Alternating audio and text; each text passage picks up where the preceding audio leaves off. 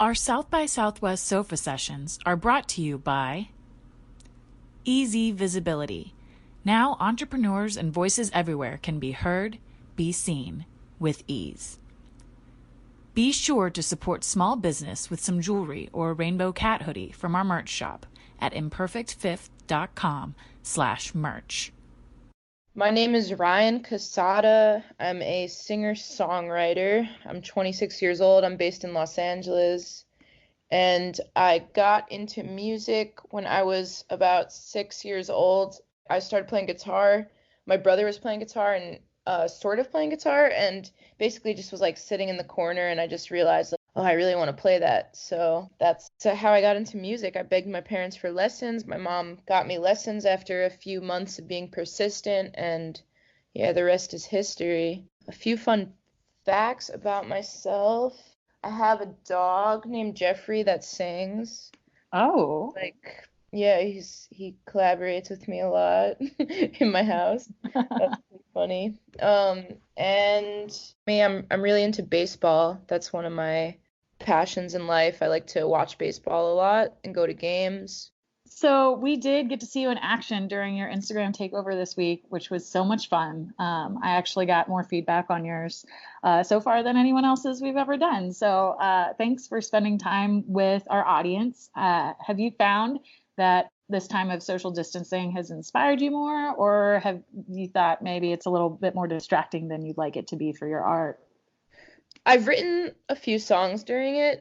I do like to like adventure and go out, and like I do write a lot about like traveling and that sort of thing, so I am like stunted in that way, but I've just been I've definitely been like experimenting with guitars and guitar pedals a lot, so I think like finally I have the time to do that. So I wouldn't say that it's stunted me at all. It just kind of feels like it's in a different direction than I intended, because right now I was supposed to be on this really long tour. So it's different now. And I know that a lot of people are seeing this as a time for self-reflection, and I've gotten into a couple of negative spirals just knowing that I work in so many different industries that have been cut back on. And I know it's not easy for any musicians right now, especially traveling musicians.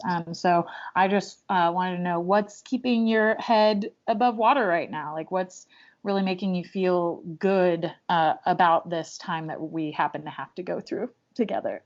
Any type of connection is really great right now. I've been like Skyping or Zooming with a lot of people, Zooming. Um, and that's like how I've been staying in touch, phone calls.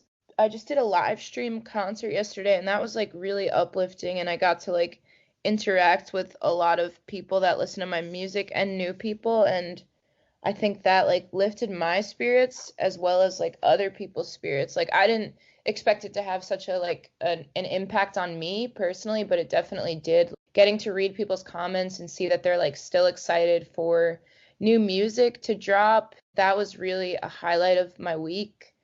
And I've been trying to like have a routine still, because things are strange right now. And one of the things that I've been doing every night is walking with my neighbor. So we meet in the park near my house every night, and we walk like 6 feet apart from each other. But it's like a little bit of human interaction every day, and it's good.